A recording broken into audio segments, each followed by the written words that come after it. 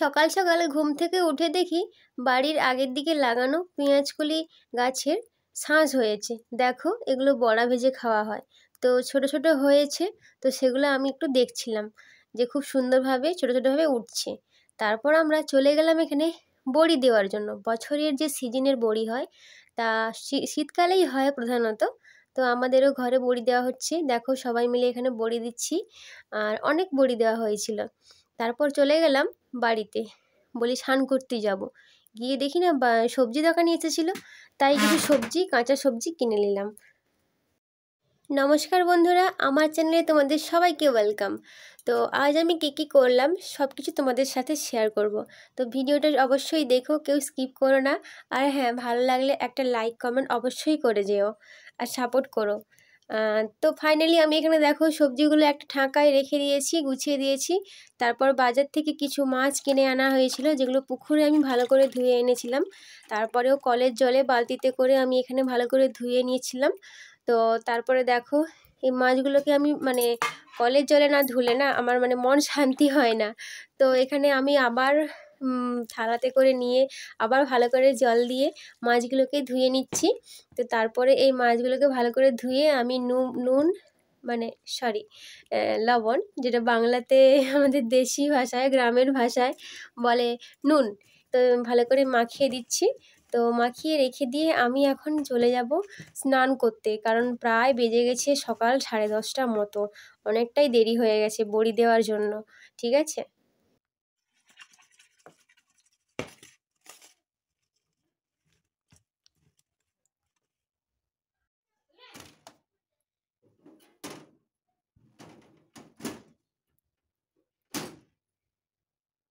তো আমি এখন স্নান করতে যাওয়ার জন্য দেখো সব কিছু নিয়ে নিয়েছি, আর আজকে একটু মাথাটা ধোবো শ্যাম্পু দিয়ে, তো শ্যাম্পুটাও নিয়ে নিয়েছি সঙ্গে।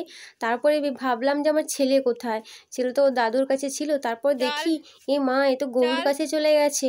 আর গরুগুলো খুব দুষ্টু, কোথায় কি করবে বলা যায় না, আর বাচ্চা ছেলে তো জানে না।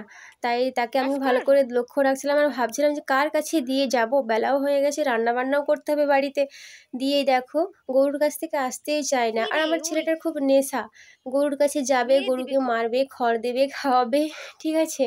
আর গরু তো গরু না, জানে না যে বাচ্চা ছেলে কোথায় কি করবে। সেজন্য আমি ভাবলাম যে আমি একটু দাঁড়িয়ে যাই, কেউ আসলে তার কাছে দিয়ে ছেলেকে আমি ফট করে স্নান করে চলে আসব।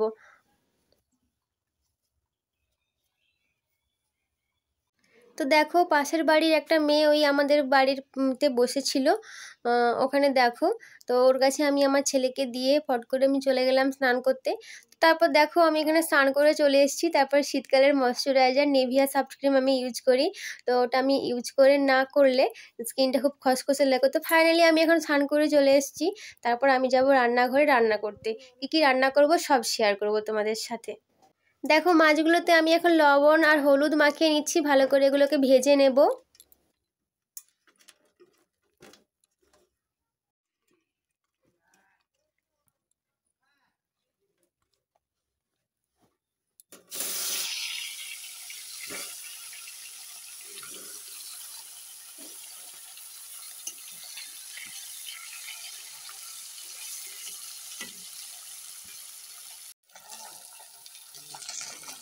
তো এখন আমি ফুলকপিগুলোকে কুটে নিয়েছি, ফুলকপি দিয়ে মাছ দিয়ে ঝোল করব।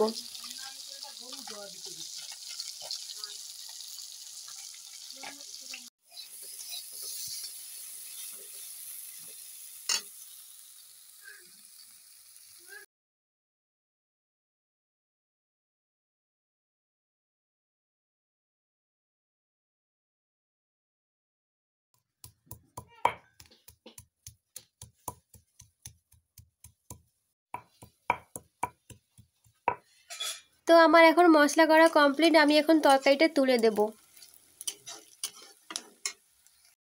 ফুলকপিগুলোকে এক সাইডে ভেজে রেখে আমি এখন মশলাটাকে ভালোভাবে নাড়িয়ে চাড়িয়ে কষে নিচ্ছি। দেখো, সমস্ত রকম মশলা, বাটা মশলা শিলে আমি বেটেছি, তোমাদেরকে দেখালাম। তারপর আমি দেখো ফুলকপিগুলোকে আলু দিয়ে ভালো করে মশলা দিয়ে কষিয়ে নিচ্ছি। তারপর আমি জল ঢেলে দেব। তারপর ওর উপরে আমি মাছগুলোকে দিয়ে তৈরি করে নেব ফুলকপি দিয়ে বাটা মাছের ঝোল। তো ফাইনালি এখানে আমার ফুলকপি দিয়ে মাছের ঝোলটা হয়ে গেল। এরপর আমি তরকারি তুলব, পুঁই মেচড়ির তরকারি। তো দেখো আমি এখানে পুঁই মেচড়ি কুটিয়ে রেখেছি আর আলু বেগুন কুঁদরি সিম একসঙ্গে চচ্চড়ি করব, তো একটা অন্য পাত্রে কুটিয়ে রেখেছি। তারপর আমি দেখো এখানে সর্ষে আর লঙ্কা শিলনোড়াতে করে বেটে নেব। আর এই তরকারিটাতে শুধু সর্ষে লঙ্কাই দেব। নিরামিষভাবে আমি রান্না করব পুঁই মেচড়ির তরকারি। তারপর আমি এখানে কড়াইতে তেল গরম করতে দিয়ে দিয়েছি। তারপর আমি ফোড়ন আর লঙ্কা ছুঁড়ে দিয়ে দিলাম। তারপর পুঁই মেচড়িগুলোকে একসাথে তুলে আমি দিয়ে দিলাম ভালো করে কষার জন্য। তার উপর আমি একে একে দিয়ে দেব লবণ আর হলুদ, ভালো করে দিয়ে ভালো করে ওই সব কিছু একসঙ্গে ভালো করে কষিয়ে নেব, কারণ পুঁই মেচড়ি না কষা হলে ভালো লাগে না। সিজনের মিচুড়ি তো ভালো করে কষতে হবে।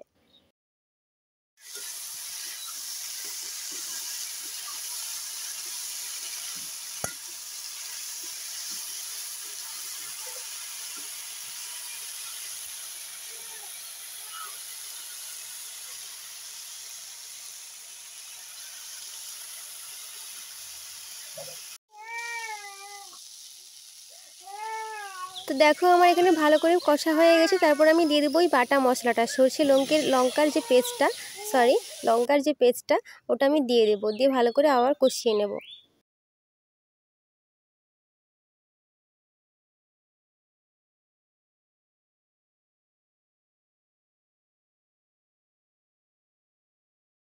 তো দেখো আমার ভালোভাবে মশলাটা কষা হয়ে গেছে। তারপর আমি দিয়ে দেব পরিমাণ মতো জল। তারপর জলটা ভালো করে ফুটলে আর বেগুন আলু কুঁদরি সব কিছু একসঙ্গে সিদ্ধ হয়ে গেলে একটা মাখো মাখো রকম হয়ে যাবে।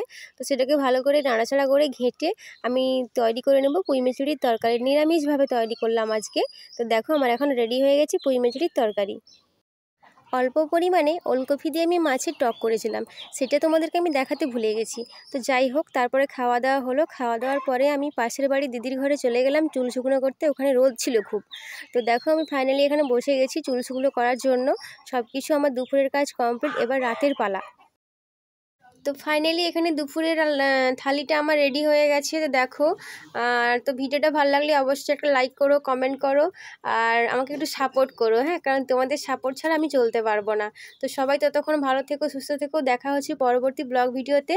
টাটা।